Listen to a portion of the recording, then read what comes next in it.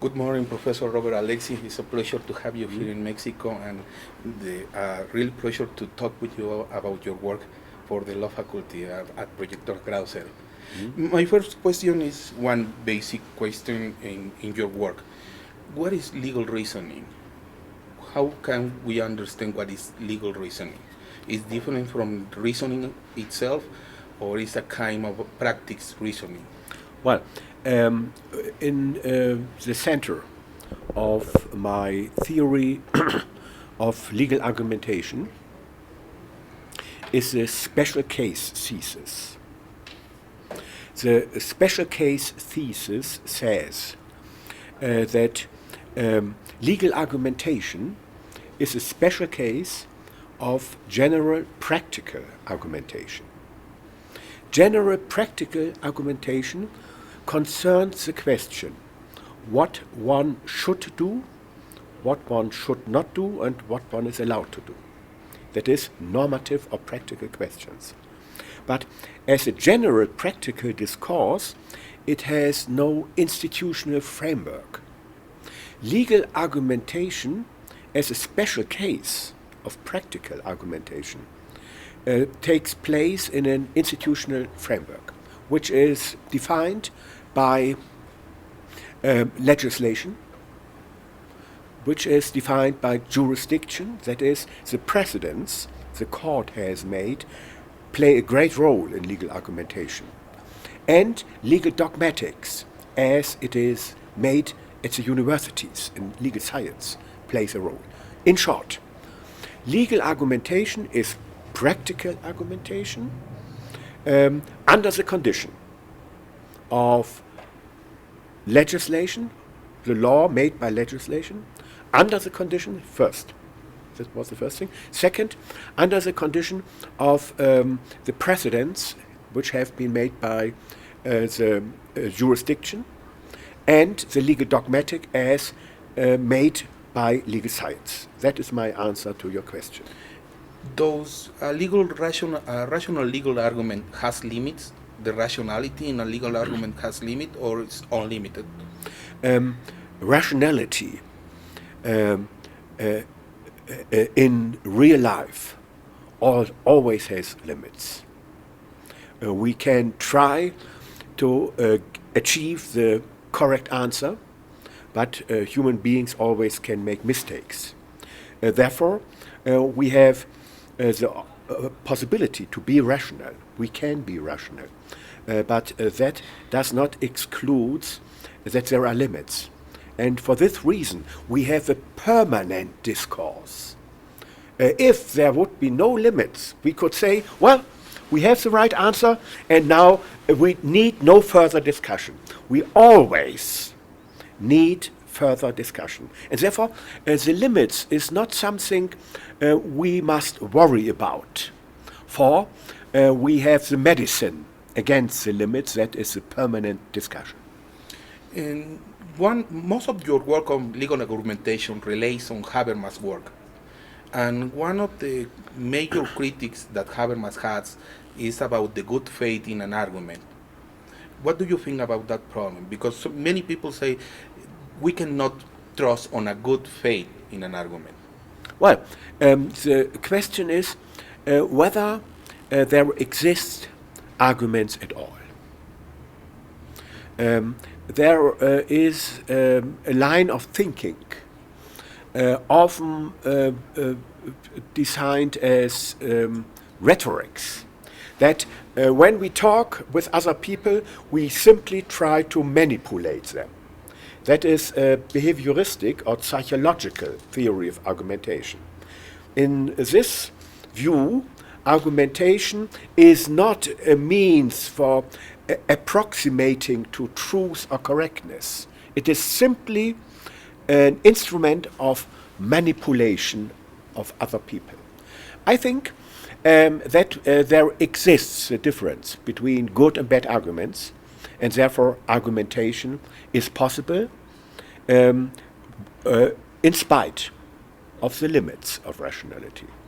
That is, we have no perfect rationality, but we have a certain amount of rationality, and we can improve it always, and that is enough. In your work, Constitutional Rights, you try to reconstruct the reasoning behind jurisprudence and try to provide a general theory of justice, a general application theory of justice. My question is, how can this theory fight or avoid adjudication in a judge? In my theory of constitutional rights, I do not address justice directly, but I address justice indirectly, because the main elements of justice are human rights. A society which does not respect human rights is, per definition, an unjust society. Therefore, your question is correct. It concerns natural justice. And now, in my book on constitutional rights, I am mainly concerned how constitutional rights argumentation works. In the theory of legal argumentation, I have legal argumentation in general. In the theory of constitutional rights, I concentrate on constitutional and also human rights. And my main thesis is that a rational constitutional rights argumentation is possible.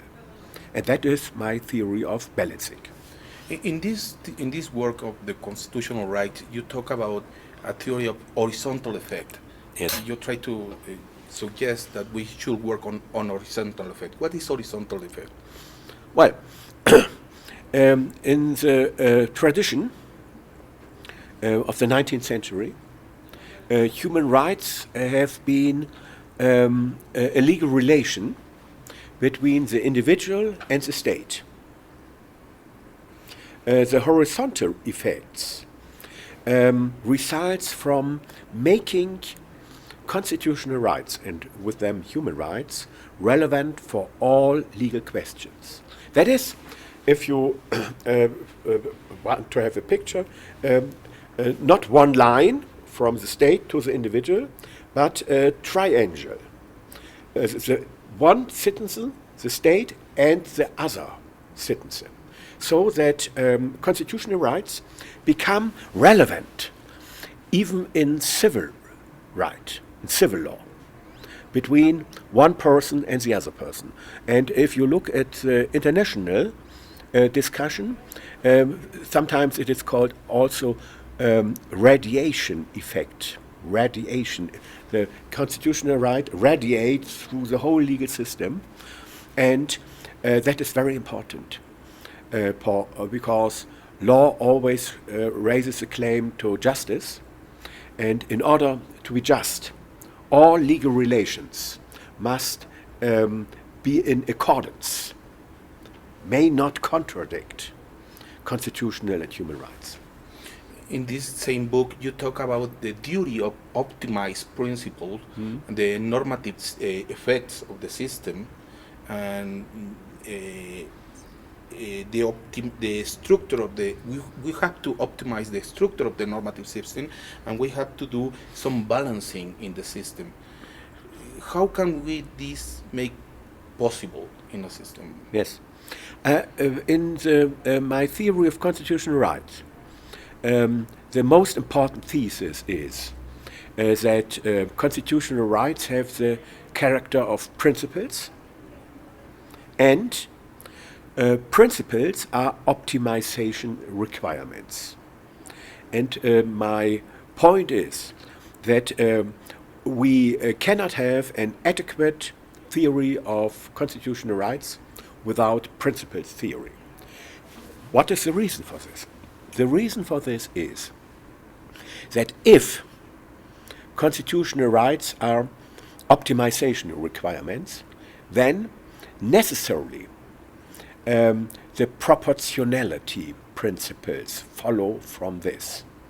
If you want to have a proportionality test where interferences with constitutional rights are concerned. If you want to have a proportionality test, then you must say they are principles, and if you say they are principles, that is optimization requirements, logical from this follows that you must have the proportionality analysis. And why proportionality? Well, proportionality is the only rational form of judging interferences with constitutional rights as either constitutional or unconstitutional. Therefore, proportionality is the central concern of the story. That's why you say that we have to optimize the system to what is legally possible. Yes. Right? Yes. We have two dimensions of optimization. Optimization relative to the factual possibilities. That are the tests of suitability and necessity, the factual possibility. That is the question of whether interferences with constitutional rights can be avoided without any cost for other rights or collective goods. That is Pareto optimality. That is a rather easy test, and nearly everybody agrees that we must have this test. But then we have, that is the first principle, sub-principle of the principle of proportionality, the principle of suitability. The second sub-principle is the principle of necessity. And the third sub-principle is the principle of proportionality in the narrower sense. That is optimization relative to the legal possibilities, and that we have when two principles collide. For instance, freedom of press. The press wants to inform the people about the private life of a prominent person. On the one hand, prima facie, the press may make a story about this person. And on the other hand, the right to privacy and personality. That requires prima facie no information of the public about private things of a prominent person. And you can solve this problem, and you have everything. In the case of abortion, for instance, you have prima facie the right of the fetus or nasciturus to live, and on the other hand, the right of the mother, the pregnant woman, to her personality, to determine her life. And then you have, again, proportionality at the third stage, and you have to make a balancing. Here in Mexico, we have a very strong tradition in Kelsen thought. How actual is Kelsen for the problems that we have in the global legal systems? Well, Kelsen, I am a non-positivist, and Kelsen is a positivist.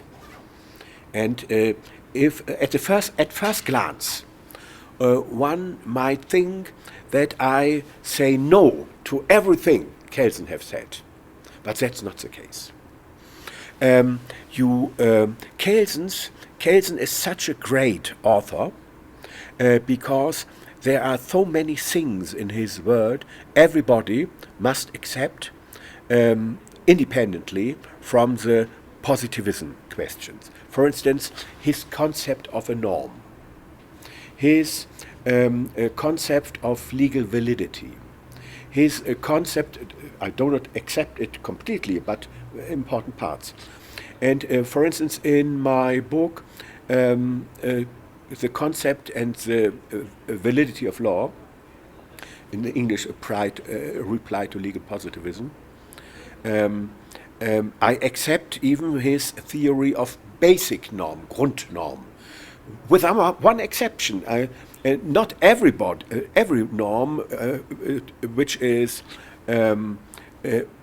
authoritatively issued is valid. Not each and every norm.